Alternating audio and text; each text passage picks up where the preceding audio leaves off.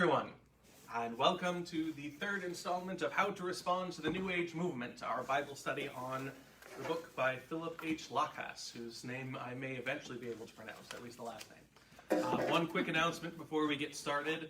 It sounds like the Ladies of Peace meeting tomorrow has been canceled. The weather is going to be kind of interesting tomorrow, so unfortunately that meeting has been canceled. So I believe we'll be going on to next month for it. Say hi to Judy. Hello, Judy. Good to see everyone as you're coming in. As you're coming in, I'm gonna. These people have all already heard it, but I enjoyed it enough that I'm gonna say it one more time, and it's tangentially related.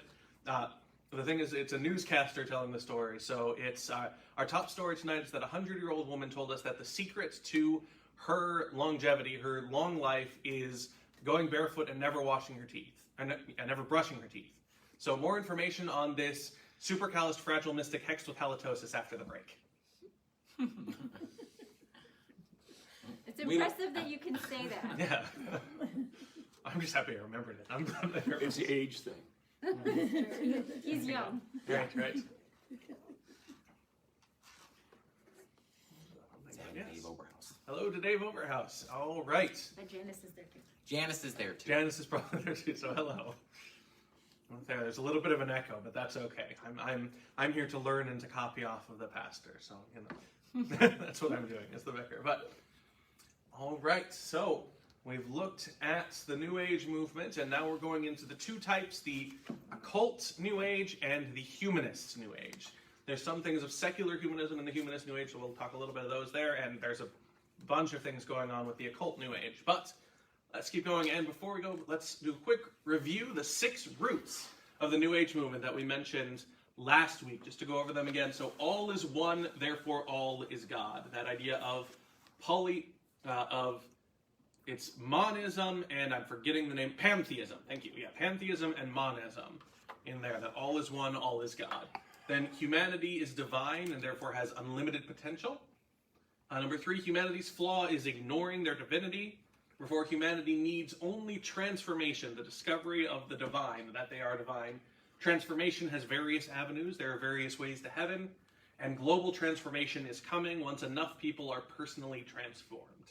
So those are the 6 roots to the ideas behind the New Age movement. You can find all of these things in both occult New Age and secular New Age.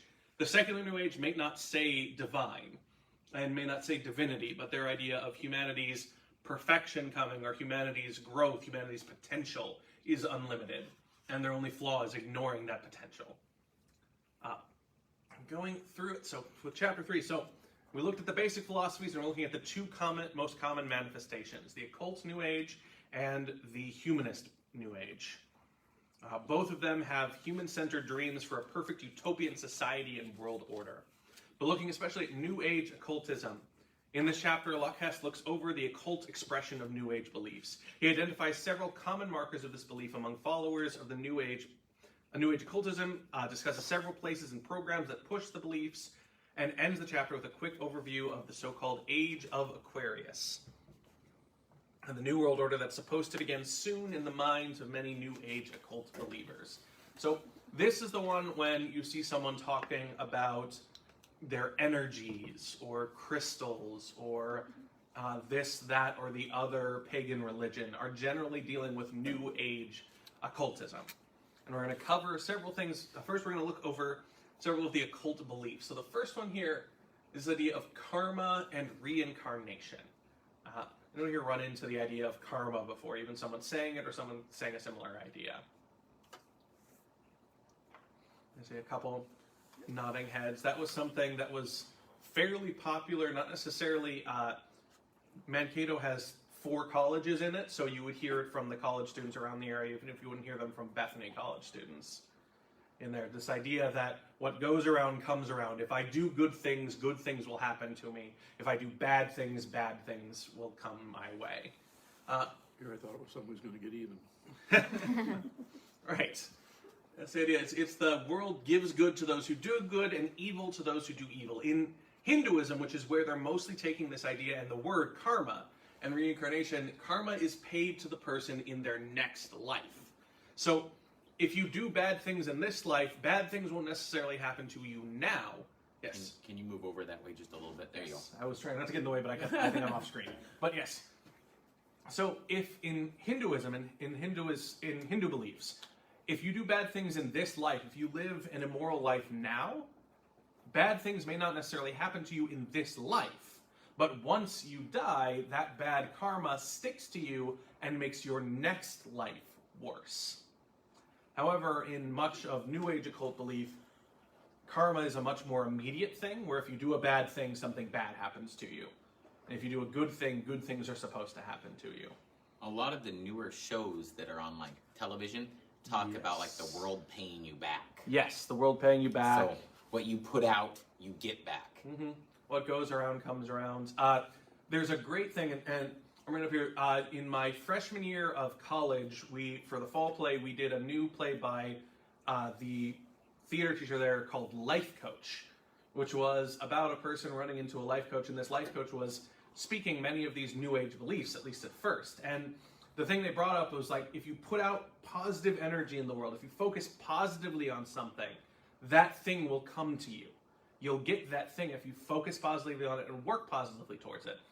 And the client that she was working with, or the other person that she was working with, sat there and was like, okay, so what if I focus positively, I think positively towards it, I work towards it, and my idea is getting hit by a car? And she's like, what? No, you can't. And she's like, but I'm thinking positively about it. I'm focused on it. That's what I want to happen. And she's like, but no, that's terrible. You can't do that. And it falls apart there, because the idea is what you focus on is what you get, unless it's something horrible.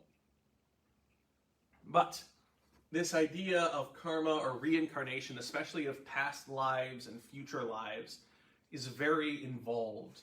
And there's ideas. Yes? So the thought pattern is here, if you see somebody in trouble, don't help them because you'll deprive them of their karma. I think you're getting ahead to the question here, which is perfect, because the question responds to this statement, and this is sort of a response. The New Age teachings of reincarnation and karma sound the death knell of all social ministry. It's the idea of going out and speaking to someone socially. This idea of reincarnation and karma goes directly against that. And what you just brought up right there is exactly that idea. If someone's in trouble, they're getting their karma. At least that's the logical thought process from this. So why go out and help someone unless, here's the counter I could see them doing, you're getting good karma for yourself.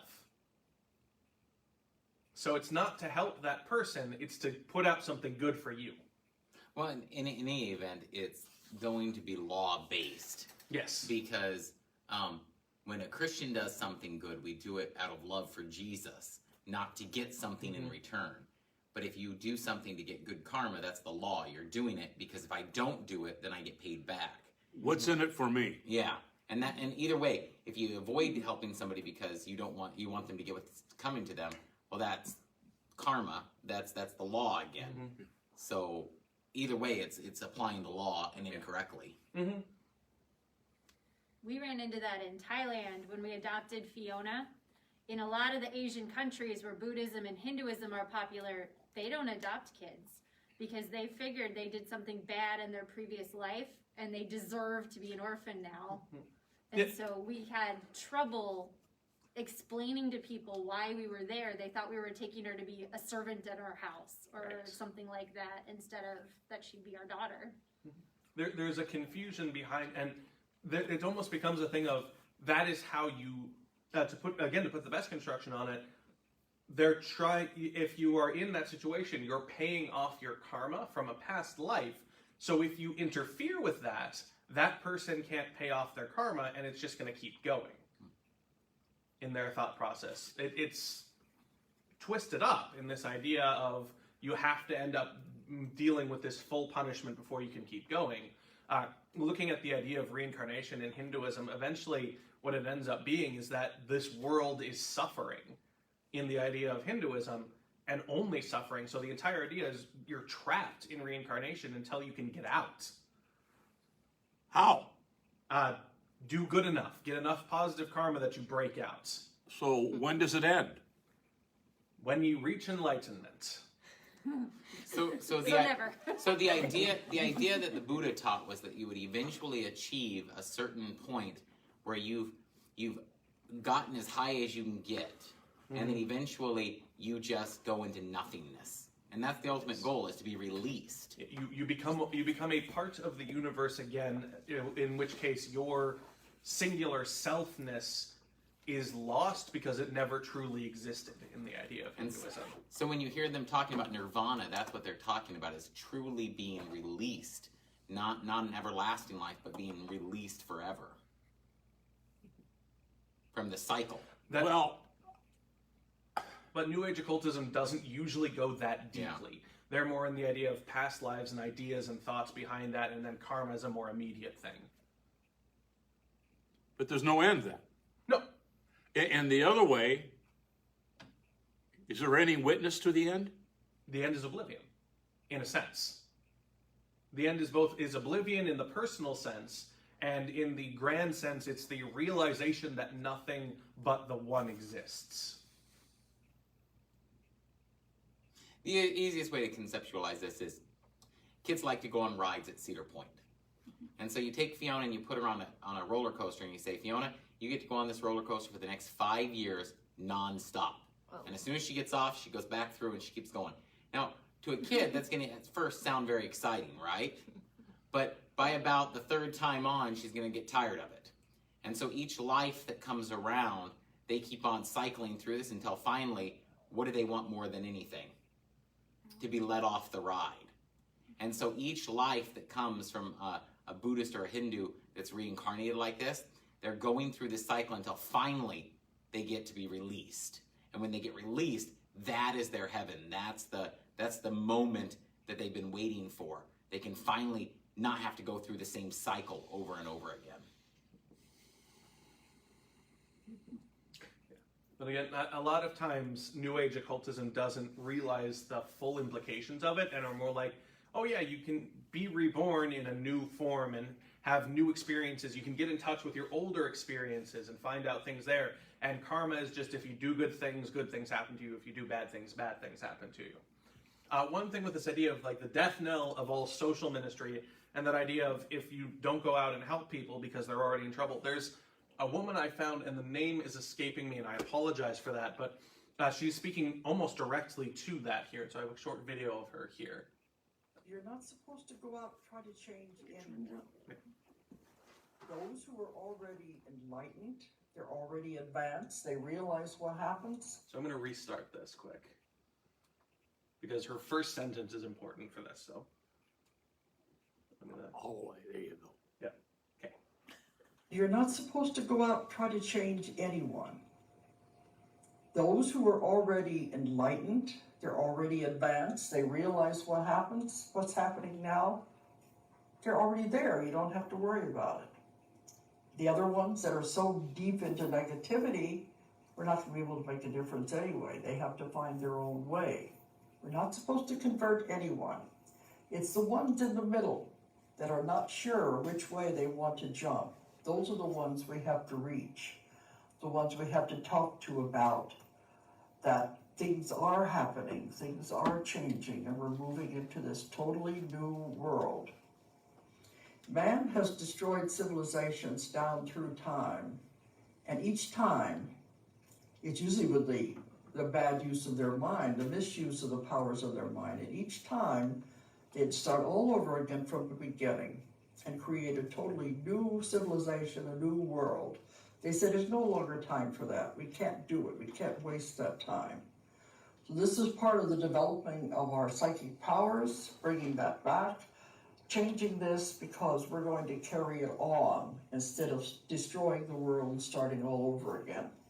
That's why we're having all this chaos and problems right now as the two try to decide and separate and shift.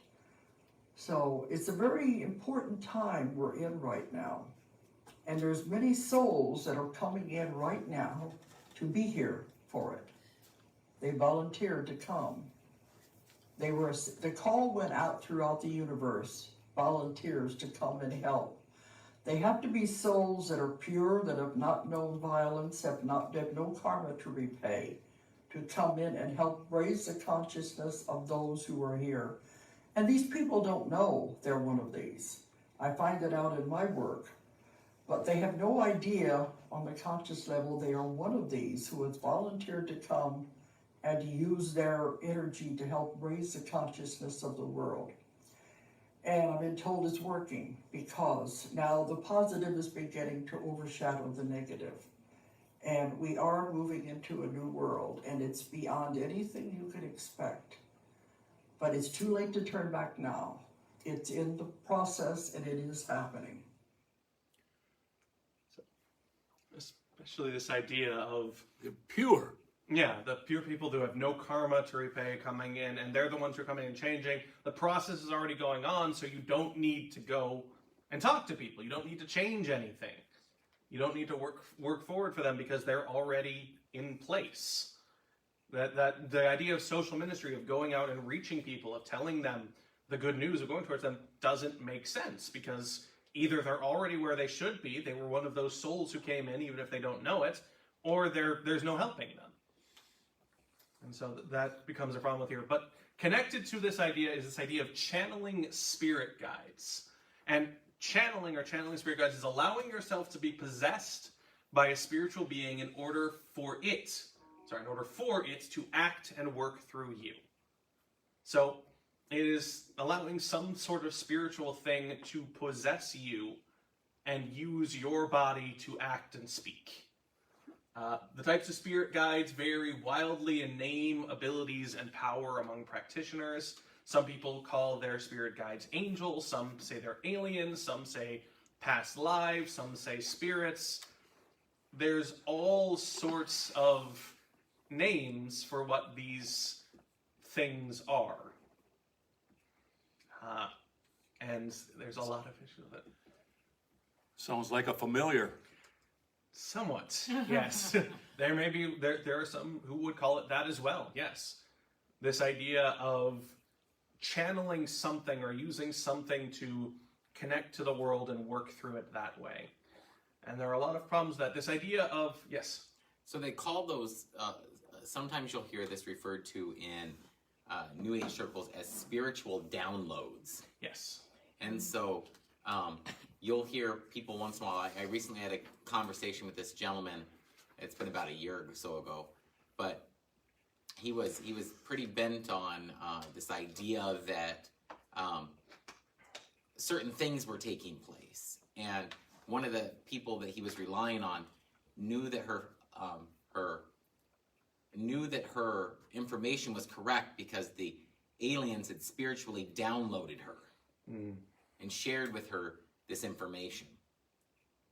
And see, that's kind of a, like you said, it's almost familiar in the sense of a witch, you know.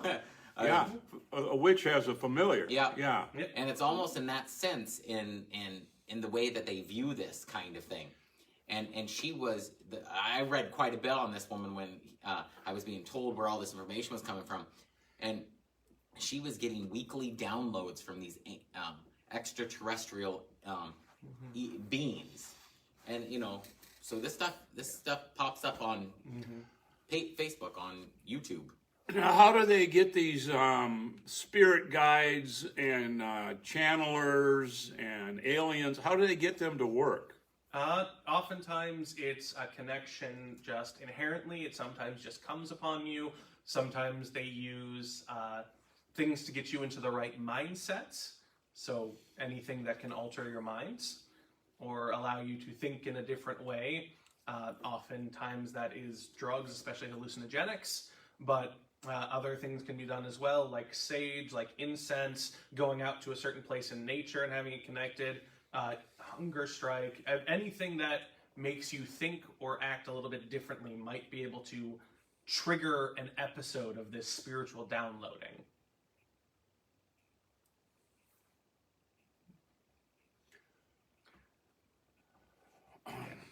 It's just, there's several issues on, and we could talk all day about the issues simply with the word allowing yourself to be possessed because of what you are being possessed by. It's very simple for that, but one thing I'm going to come into is this idea of looking to these spiritual guides for advice or counsel, especially spirits of the dead, or going to them. And so this is connected to the fourth question that we have too, which is about divination practices, but this one's specifically about calling the dead. So I have a rather lengthy Bible passage here. It's a lot of 1 Samuel 28. If someone is willing to read some of this for me. So 1 Samuel 28 verses 3, 8, 11, and 15 through 16. At this time, Samuel was dead, and all Israel has mourned for him and buried him in Ramah, which was his hometown. Saul had banished the mediums and the spiritists from the land. So Saul disguised himself and put on different clothing. Then he went with two men, and they visited the woman at night. He said, "Please consult a spirit for me. Bring up for me the person I named to you." Then the woman said, "Who is it that you want me to bring up for you?" He said, "Bring up Samuel for me." Samuel said to Saul, "Why have you disturbed me by bringing me up?" Saul answered, "I am in dire straits because the Philistines are waging war against me, and God has departed from me. He no longer answers me through the prophets or through dreams. That is why I have called you, so that you can let me know what I should do." Samuel said, "Why do you ask me, since the Lord has departed from you and has become your adversary?" So it's a couple steps there, but it's this idea of Saul going out to a spiritist or a medium to call back the spirit of Samuel to ask him for advice because the Lord is not answering him. And the one thing I'm talking about is we're talking about the New Age movement, but just how new or old is this practice of calling on the spirits of the dead for advice or counsel? Very old. Very, very old. People have been doing it for a very long time, and it's never been a good idea. In fact, this result here, the chain of events that comes from Saul going out to seek out Samuel, is what leads essentially to Saul's suicide near the end of it and his madness. Because Saul, after this, goes to war, and the war goes horrendously wrong, and he falls on his own sword in order to avoid being captured. And part of it is him being told so bluntly by this thing who's taking the name of Samuel, or by whatever it is there, that you're abandoned, you're stuck, nothing's going to go well for you, and there's no way out.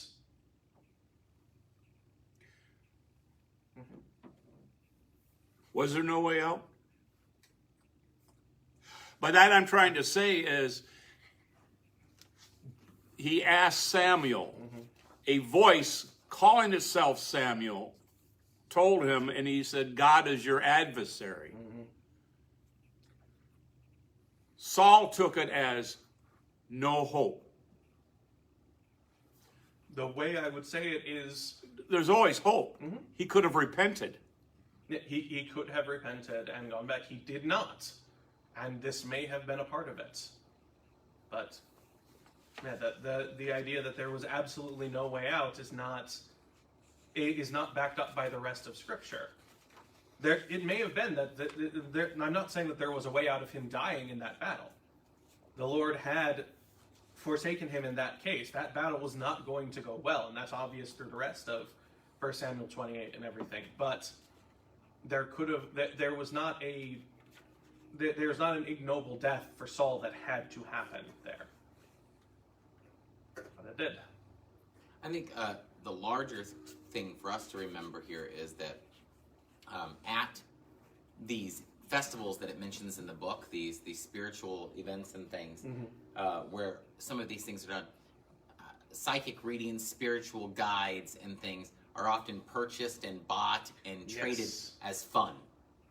So, So a bunch of youth go out, and that looks fun to them, and so they go out and they participate in this. But what they're really doing is they're playing with fire. Ouija board. Yep, that's what they're doing. They're playing with fire because, as your quote up there said, letting themselves be possessed, right? Sigbert Becker says that when a psychic says, "Take hold of me," take possession of me, really what they're calling on themselves is devil possession. Yeah. And so these folks that are being downloaded, they're inviting these things into them. Well, what did Jesus say? He cast out an evil spirit. He said, but if it's an empty house, there's another evil spirit worse than the first. They'll find 7 worse than the first Yeah. and bring them back. Yes. Well, like I meant, we talked about Ouija boards and these things in confirmation class about a semester ago or so, like a couple months back. And one thing I said was going to a place and inviting a spirit not from God to you is never a winning proposition. The only thing that can happen there is the only things that can happen there are bad. Either nothing happens and you become confirmed in this and go farther away from where you are, and that's the best case scenario, or something answers. And whatever that is, it's stronger than you are.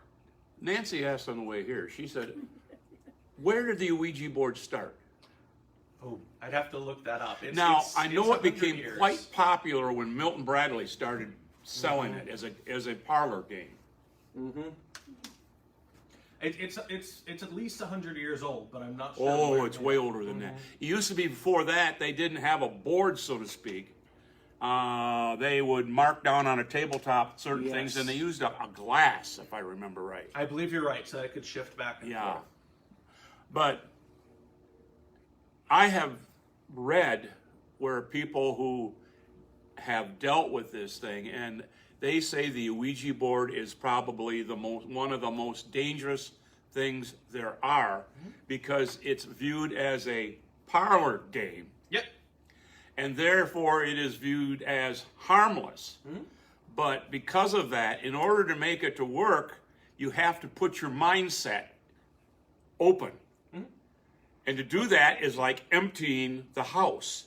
What's more dangerous, a shooting range or 2 children playing with a loaded handgun?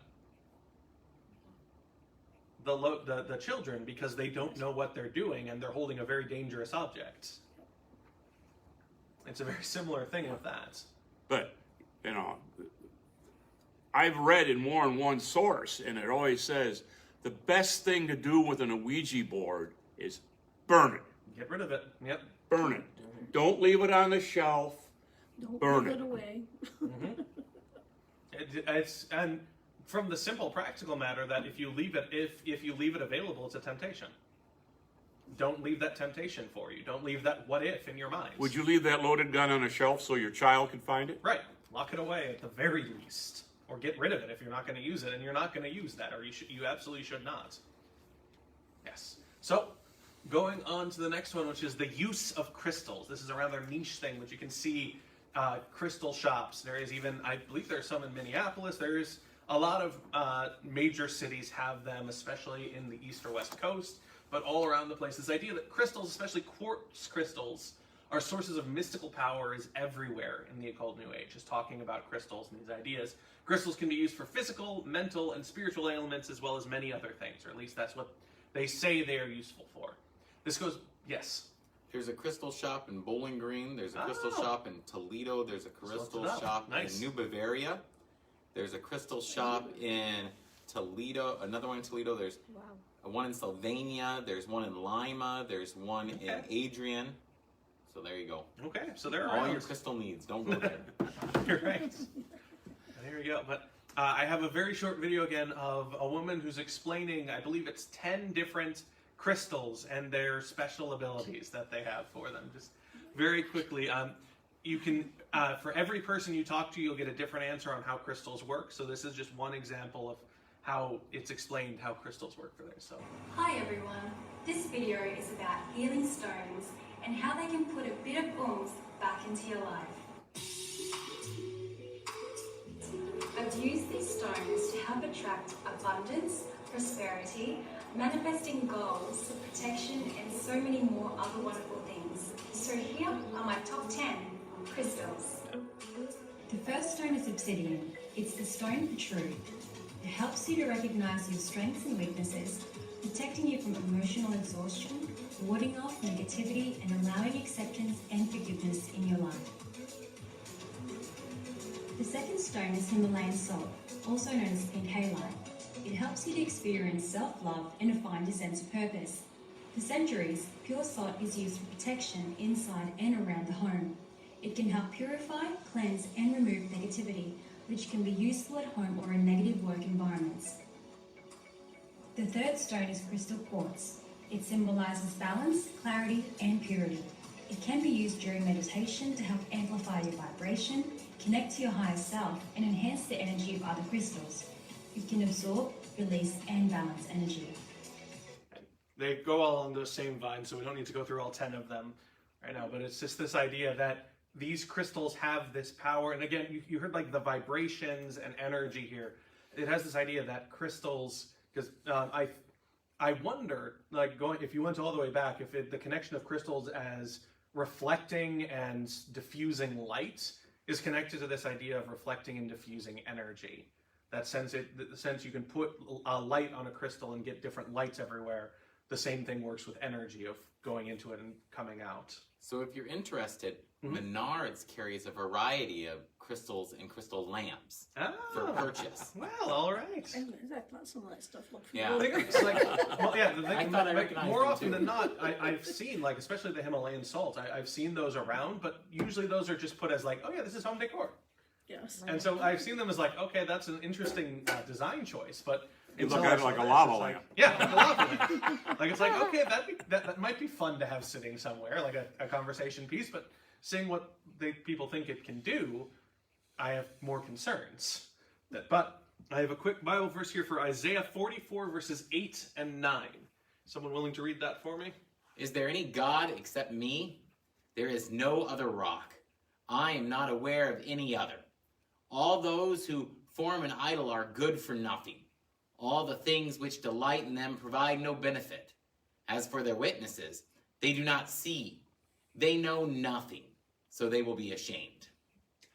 As I was going through my reading, especially in verse 8, there is no other rock, I am not aware of any other. I felt like I had to use that one when I'm talking about crystals. But, so what are the people who place healing powers or mystical abilities in crystals really doing? Trusting in everything except God. Trusting in everything except God. They're creating an idol for themselves, something that they can trust in to give them power and abilities, something that they can trust in to help them. And so it's a thing, it seems kind of tangential, but you'll have people who are very strongly connected to this idea that if I have this crystal and I put it in this place, then I will feel better during the day because it will take in the negative energy. There was, I wish I could have found it, but there was this funny thread I saw a while back, or a couple things there, where someone had a picture of, it looks like just like a black ring, and they're like, oh yeah, it's this black hematite ring that absorbs negative energy, and then it breaks once it's absorbed enough, and you have to get enough. Mine broke after about 3 months, so I have to get a new one. And someone's response was, what a great way to sell a terrible ring. I like it here where in the book it says, crystals are taped to a carburetor to improve gasoline mileage. Right. Gasoline mileage. Yep. I never heard. I mean, you know, I'm not a real motorhead, but I still never heard of anybody taping a crystal to their carburetor. So he talks in the book. He happens. talks a lot about like the influences of New Age in medical science, and I think we've all seen it. Maybe I'm the only one that's weird like this, but I remember back when evening would come and there would be paid programming on television. Do you remember this? And people like Cher would come on and they would tell you that if you bought a copper-plated bracelet and you slept with it at night, you would feel better because it would suck all the bad Energy stuff out, out of your body. Oh, they had insoles on the shoes that would do that. Yeah. But I for some reason I remember, I think it was Cher that was And selling this product. he brings it out in humanism, New Age humanism as well, but it's in the occultism idea too, that this idea that the actual healing, actual like medical health is not only physical but also mental, emotional, spiritual, is not a new thing, but New Age seems to claim it as new more often than not, as a new discovery. Do you know in your studies, have you come across, is there any tie-in to, like with the crystals and these kinds of things, with the Catholic deification of saints? So like when someone is trying to get pregnant, they will take one of the saints and they'll tie it upside down in their kitchen. Or Walmart sells candles. Or Walmart will sell the candles. Okay. But with the upside down saint in the kitchen, and then when you are off your cycle, you're supposed to cut it, flip it right side up, and then you will be blessed with that. I haven't seen a direct connection to that, but I bet they both come from the same place in the human mind and in the human heart of this of causation equaling correlation, or correlation equaling causation. It's the same thing that causes, and for the sports fans, it's the same thing for the person who wears a jersey and doesn't wash it for an entire season. Because if they wash it, then all the good luck will go away, and they'll lose the game.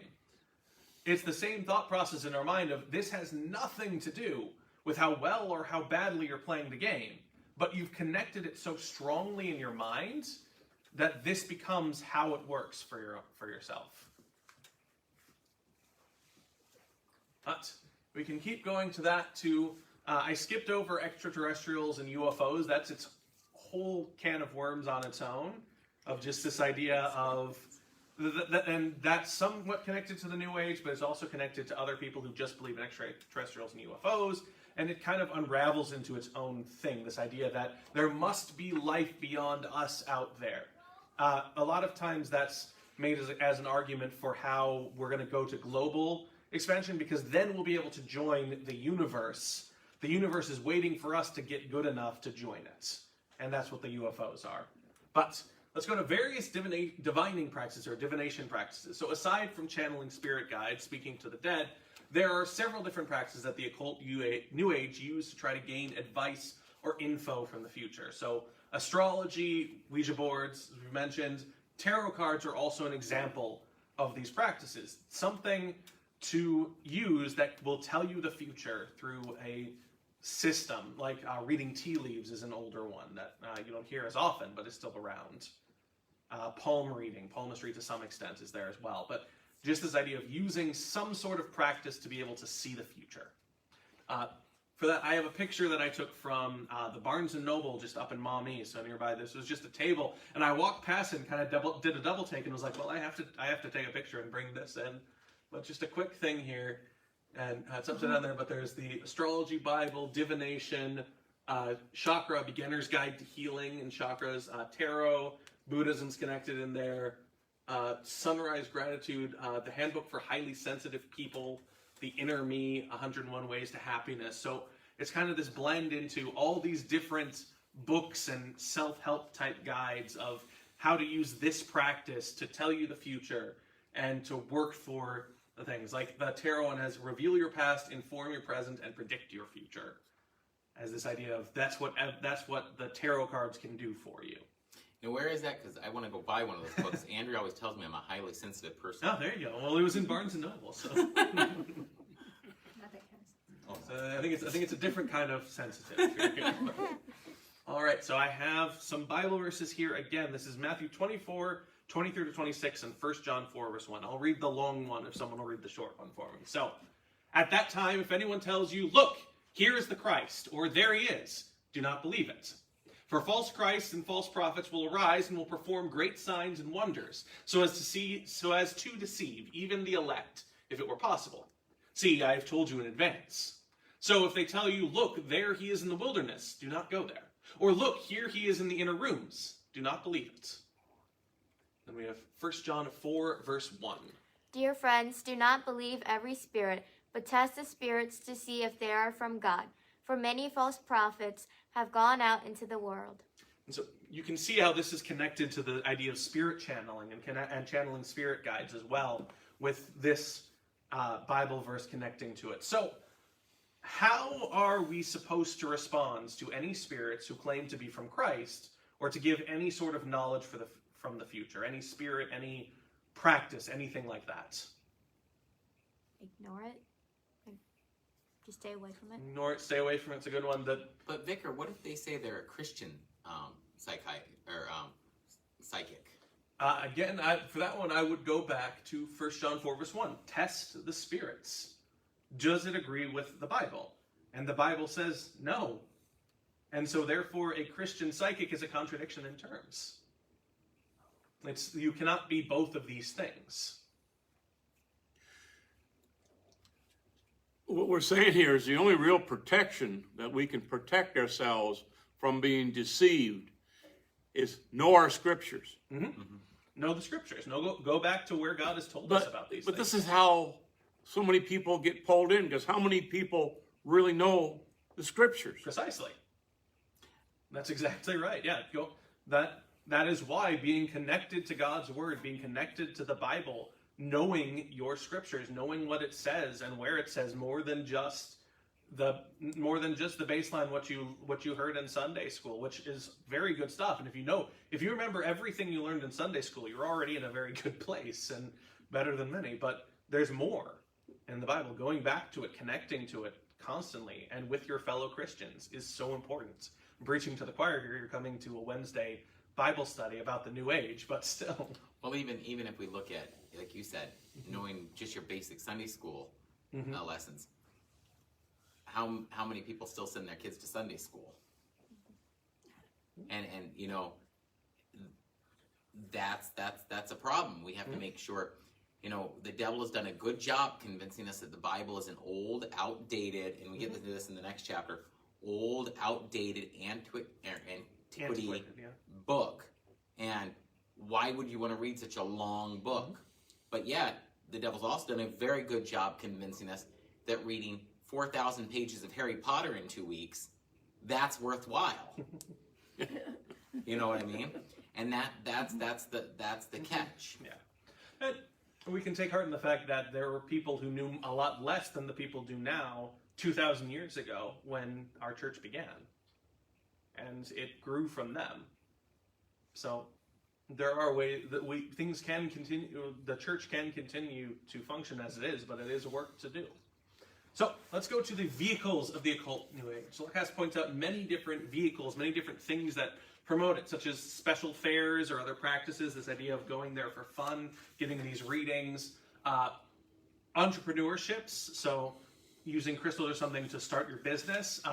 That can almost go back to, there's an old practice in Japan, which still goes on, where you have to give some sort of offering when you're breaking ground on a new building, because the spirit of that ground might get angry at you if you don't. And so you give an offering to it to let it know, hey, we're building something here. And that's become a cultural practice in Japan. But it goes back to this idea that there must be some thing that connects it to it. All is God, so you have to work with everything.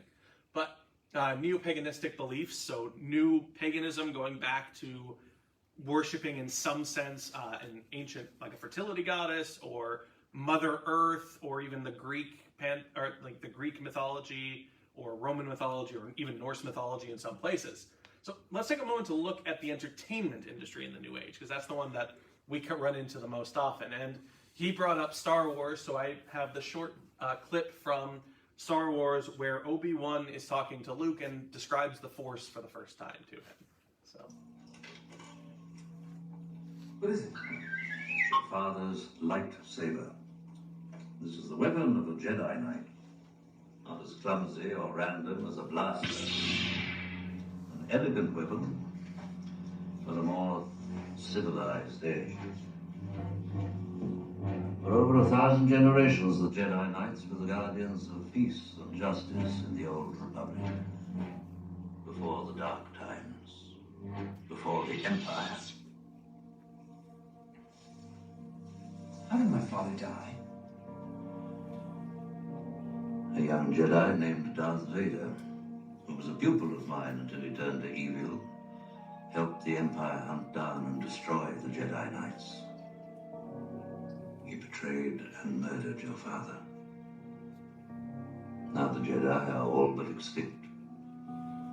Vader was seduced by the dark side of the Force. The Force? And the Force is what gives the Jedi his power. It's an energy field created by all living things. It surrounds us, it penetrates us, it binds the galaxy together. The idea of the Force being an energy field that everything generates, every living thing generates, and it surrounds us, it binds everything together. That everything is connected by this force. So we're going to look at 2 Timothy 4, verses 3 and 4. And Andrew, can you read that for me? For there will come a time when people will not put up with sound doctrine. Instead, because they have itching ears, they will accumulate for themselves teachers in line with their own desires. They will also turn their ears away from the truth and will turn aside to myths. So, with question 5, thinking of the entertainment industry, all these different vehicles for the New Age, why do people turn away from sound doctrine? And this is a very open-ended question, but...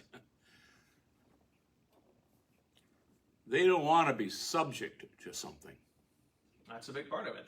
They feel like it is something that is forcing them into something they don't want to do. Something that subjects them, that makes them do something they don't want to. They feel like it's old, like it's outdated. They feel as though it doesn't connect to what they're doing right now. There's the idea of the dead church, that there isn't an emotional connection to it. There isn't a strong feeling or a strong movement towards it, so it isn't as important there. The simple thing is there's itching ears. It's not new. It's not exciting. It's not the present voice of the age, or at least it doesn't seem to be. And so people move towards what they can. It seems like there's an immediacy to the New Age things too. Yes. If I put this crystal here, it will help me today. Right away, yes. There's definitely an immediacy idea and a personal thing to it. Of what works for me, that's what works well. All right, let's keep on moving to New Age humanism, chapter 4. So we looked at the occult New Age, now we're looking at the humanist side. This compares and contrasts New Age humanism with the older philosophy of secular humanism. The biggest difference between the two, I would say, is that secular humanism says this world is all there is. It's only material. Everything is only what you can physically see in here. This life is all there is. So we need to make the best of what this life is, because nothing else will come for us. New Age humanism says there's more to this life. I don't know exactly what there is, but there's more to it. There's more to me. I am more than just the physical that you see. And I am so much more that I am unlimited, and my potential is so great, so I need to make the best of myself and of everything else around me, which means keeping on going beyond what we can imagine. So both of them have this idea of, I need to do it, or humanity needs to do it, but the difference is what they mean by humanity. So we're going to look at the 7 tenets of New Age humanism, these 7 ideas right at the end of chapter 4. He summarizes them. So here on, let's see if I can get the page. Page 53. So, and we're going to look at 2 through 6, but to go through them, there's no deity but humanity. Humanity is good. So, deity, a supreme being, humanity, and humanity is naturally good. Number 2, inherent in the individual are the right values. Number 3, humanity evolves towards greater good. Number 4, evil is a misperception of reality. Number 5, all value judgments are wrong, for everything is relative. Number 6, change is always good. And number 7, the pursuit of humanity's destiny will inevitably solve all problems. So as long as we keep going in the right direction, everything will be fixed. Let's look through 2 through 6 here. So the first one is the right values inherent in the individual are the right values. So according to New Age humanism, people are essentially good. What you want, what you naturally look for, is what's right for you, what's good for you. And everything else just gets in the way. So social conventions, what other people say, what your tradition tells you to do, what your parents tell you to do, everything else that blocks what you want is wrong. And what you really want is good. And this is really just a restating of that idea of relative truth that we talked about all the way back in the first lesson here, that each person has their own right and wrong. What's right and wrong for them is what works. Let's go right ahead to the Bible verse I have. So Jeremiah 17 verse 9 is the first one here. The heart is more deceitful than anything. It is beyond cure. Who can understand it? Right, and then I have Matthew 15 verse 19. To be sure, out of the heart come evil thoughts, murders, adulterers, sex sins, thefts, false testimonies, and blasphemies. All right. So looking at those, what is inherent in each individual human being? So what is inbuilt in us, at least since the fall? Sin. Sin. Our hearts, our inmost being, our inmost desires are tainted. At least in and of ourselves. They aren't leading towards good. They're leading towards selfishness, towards sin. So the idea of follow your hearts, trust in your hearts to do what's right, is a bad idea. As it said, the heart is more deceitful than anything. It's beyond cure. I love Jeremiah's statements there. Just like, it's more deceitful than anything, beyond cure. Ezekiel, right after him, and Ezekiel says that our heart is stone. It's an inert rock. There's nothing in it that is good for us. Not in and of itself. Not anymore. Fiona and I read this chapter together, and I recall when I was in confirmation. Mm-hmm. And I remember in confirmation and school when we would talk about things like homosexuality. And in class, everybody would go, oh, and that was like, there was that immediate response from the crowd. And it was kind of accepted that was a sin. Mm-hmm. And now, it's not unusual to be talking to a confirmation kid, or when I was in Florida, I would taught 25 kids a confirmation at the same time.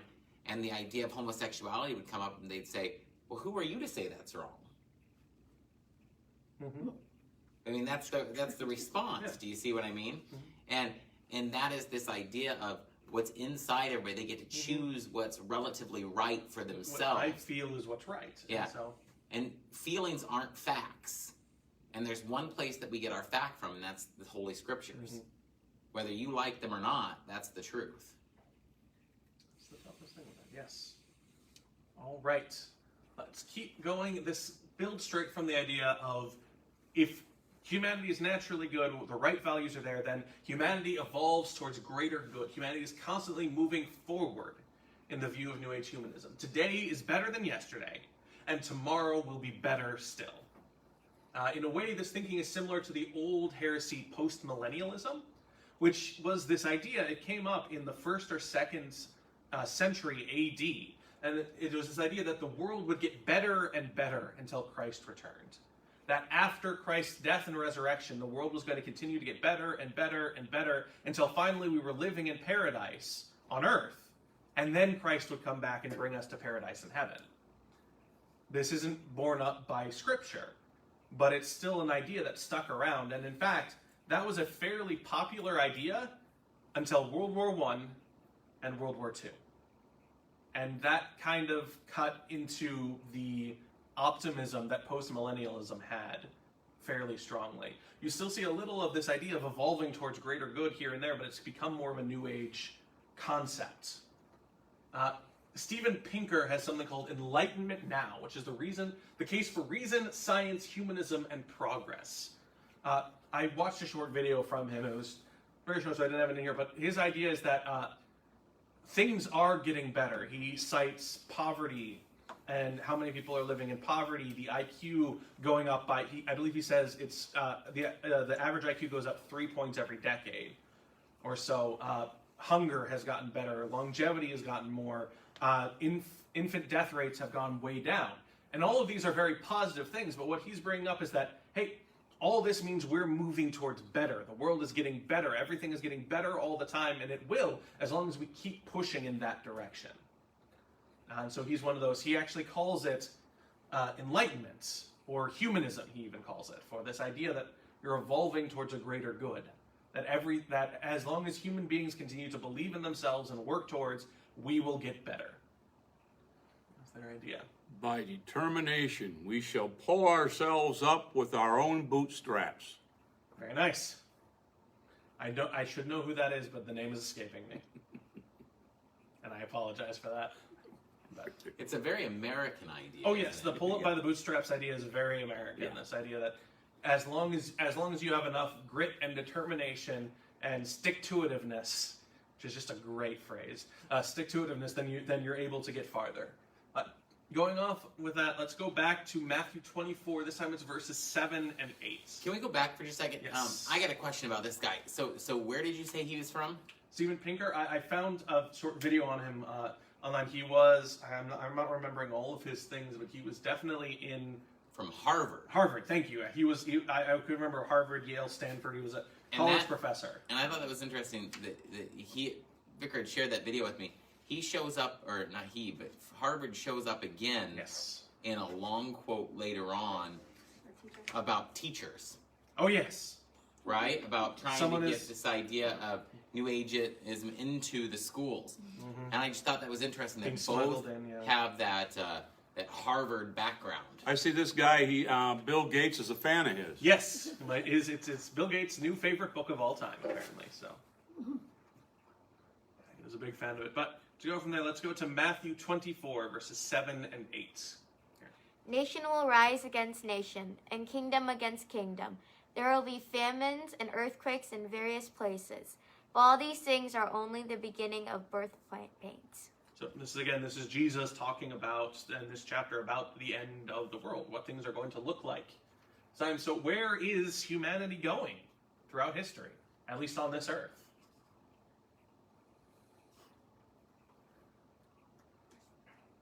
Wickeder. Wickeder. You're farther away from God a little bit more. Often, yeah, things are moving that direction. The good news is there are moments. It's not a complete downward spiral. We're not constantly moving. The general trend is downwards. That's what we were told. Things are continuing to go in that direction until the end of the world. There will be moments of grace where things move upwards or seem to, where things are calmer. But the general trend of humanity until the last day is down. Like a pendulum swinging. Mhm. Every time it swings, the norm is always a little lower bit than lower each before. time. That's very true. So it is dipping and rising, but it's always a little lower until finally, on the last day, we will be in heaven, and that will be the end of it. But going forward to the idea that evil is a misperception of reality. So if there's no such thing as evil to New Age humanism, everything that we call evil is just a misunderstanding on our part. Something we simply are valuing wrong. There's a great moment in, I'm going to go to C.S. Lewis again, but in C.S. Lewis's Mere Christianity, where he's talking about some people who believe in pantheism, he's talking about where all is God, can look at a slum area or a place of abject poverty and desperation or a cancer and say, if you could only see it the right way, you'd see that this too is God. This too is a good thing. And to Christians, we're like, no, that's not what God is. But once again, the idea of relative truth is strongly behind this concept, that anything you call wrong might be right to someone else. There's a very pithy, a very simple statement that I've heard from people near my age or so is, don't yuck another person's yum. Which is What does that mean? Basically, don't look at what someone likes and say it's terrible. So don't yuck another person's yum. So the attitude is, I'm okay, you're okay. I'm okay, you're okay, and never the twain shall meet. Yeah. Mm-hmm. Which is fine for food, not so much for Right, spiritual things. and that's where it kind of blends out. Is there are some places where again the pithy statement, don't yuck another person's yum is fine. You shouldn't go up to someone's meal and say that's horrible. Especially if they were eating it and enjoying it. Why? To just leave them alone. But that's not how it works in spirituality. Obviously, you've never seen anybody eat liver and onions.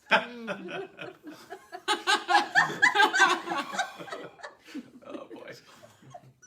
All right. But I have a very short by eat it now and then. Libba Bray, who has a thing here, but she has a very short quote to us here. It's what if evil doesn't really exist? What if evil is something dreamed up by man, and there is nothing to struggle against except our own limitations, the constant battle between our will, our desires, and our choices.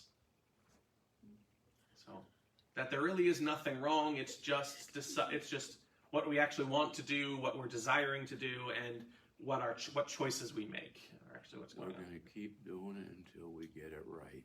Mm-hmm. Yeah, what about it's the.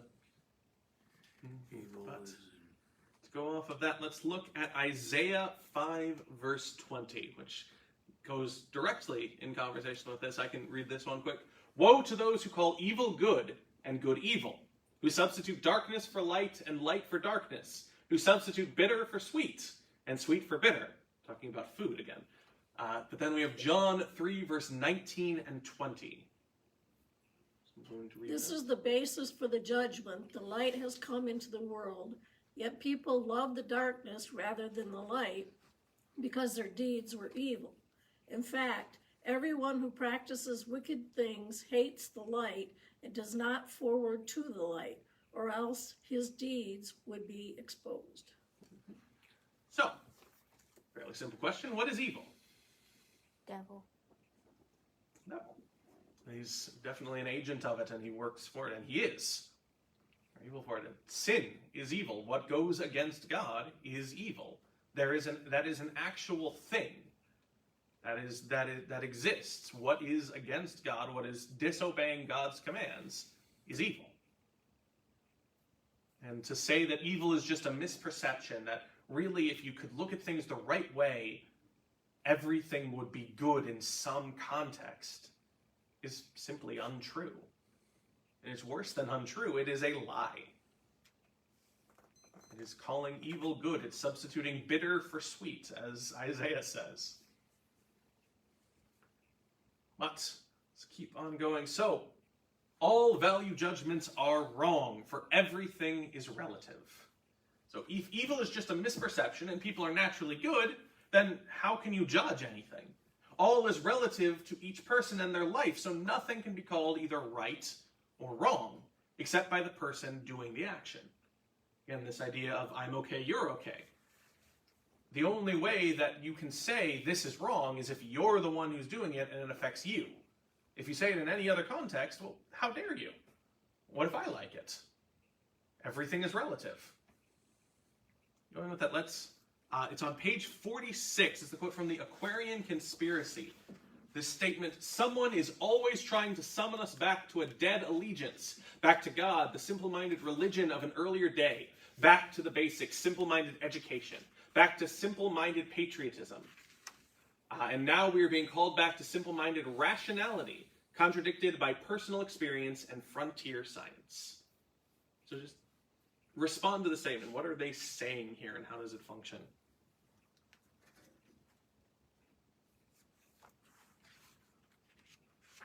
Well, it's that idea that all change is good. Mm-hmm. And so they're getting rid of God. Mm-hmm. Because they're saying by going back to God, we want to move beyond the simple-mindedness. They're calling those people, I mean, I don't know if they still do this, but when I was a kid, being called simple-minded was a great insult. And so if you think about it, what she just said is back to basics, or back to God, the simple-minded religion of an earlier day. Mm-hmm. Right? It's that idea that your faith no longer is valid. It's good enough for the simple. Yeah. Oh, it almost goes all the way back to Gnosticism. This idea that this is the baby food, but once you move past that, why would you ever go back? Mm-hmm. And I especially like the last part, which especially in response to secular humanism or science of the time of the day of, and now we're being called back to simple-minded rationality, contradicted by personal experience and frontier science. So being rational, deciding from that, thinking through logically what you're doing, is simple-minded in this mindset. Yes? What is frontier science again? Frontier science is the new age idea of science of developing based on new age ideas. A lot of times, depending on who you ask, the scientific process, peer review, all those things are less important than focusing on confirming the hypothesis you already have in your mind, or confirming the idea you already have together, or working off of your own personal experiences. So one of the most abused words, science and scientific. Yes. They They're devaluing that word. don't know what the word means. Going off of that, yes, they're using it essentially to mean that, with the same idea that the material isn't all there is. There's more to me than just my physical material body. There's more to science than just the facts and figures, is the way they'd say it. You have to have the experiences behind it. You have to have the connection there, which falls apart somewhat quickly, but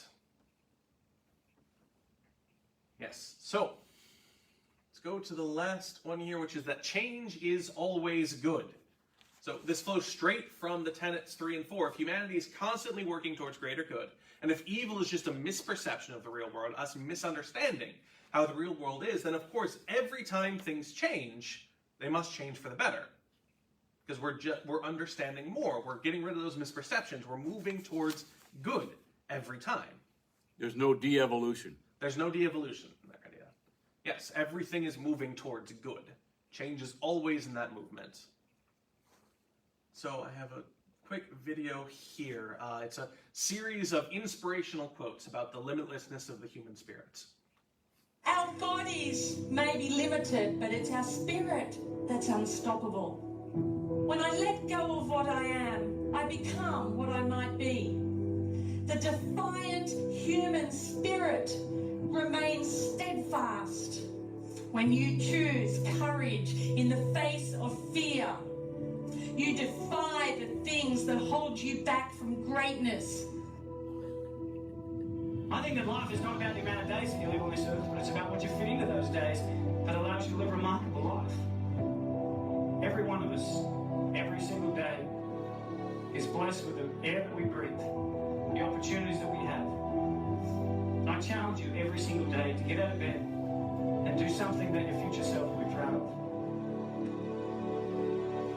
At some point, we all bought into this lie that you've got to feel ready in order to change. We are not designed to do things that are uncomfortable or scary or difficult. And in order to change, in order to do all of those things that you know you want to do with your life, with your work, with your dreams, you're going to have to do things that are difficult, uncertain, or scary. We want to change. We want to live a better life. The desire is there. Again, it's about how do you go from knowledge to action. You and I are designed to be purpose-seeking mechanisms. When we're not, when we live in our comfort zone, we live a life of survival.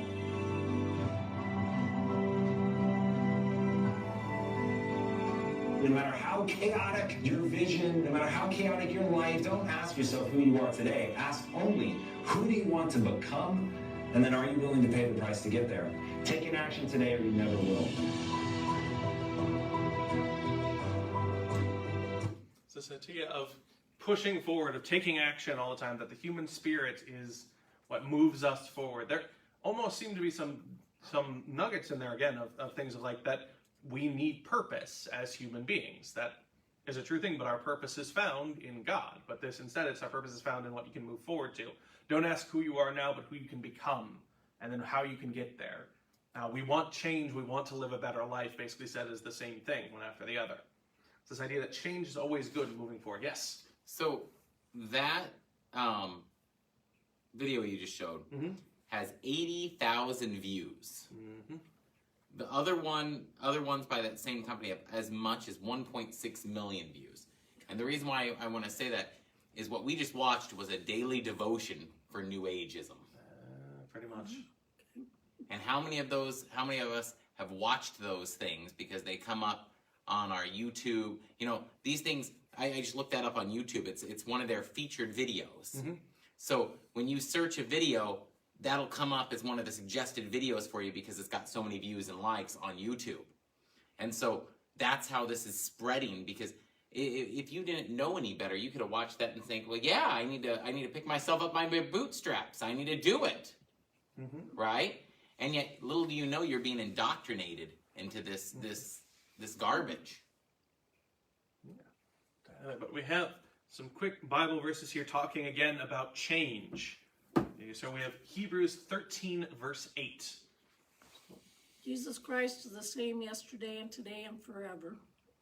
I'll get Ecclesiastes 3:1 here. For everything there is an appointed time.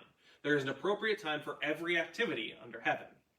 We also have James 1, verse 17. Every good act of giving and every perfect gift is from above, coming down from the Father of lights, who does not change or shift like a shadow. So, looking at those, how should we as Christians respond to change? Change in what? Precisely. That's an excellent response. Is change is change. Change is not actively good. Change is not actively evil. Change is change. It depends on what you are changing and how it is changing. And change in who God is, in what he does for us, is never good because God does not change. Jesus Christ is the same yesterday, today, and forever. Our Father does not change and shift like a shadow. That doesn't mean that every change is evil. That doesn't mean that we should go back to using stone implements and living in huts without any electricity or anything there. It doesn't mean that all of us should learn how to handwrite ancient Greek. But change is not naturally a good thing. And thinking that it's always good leads to a lot of problems. Maybe we should stick with God and always stick to the true stuff. Yeah, stick to what he says. God and his word does not change. So anything that changes and contradicts that is not to be followed.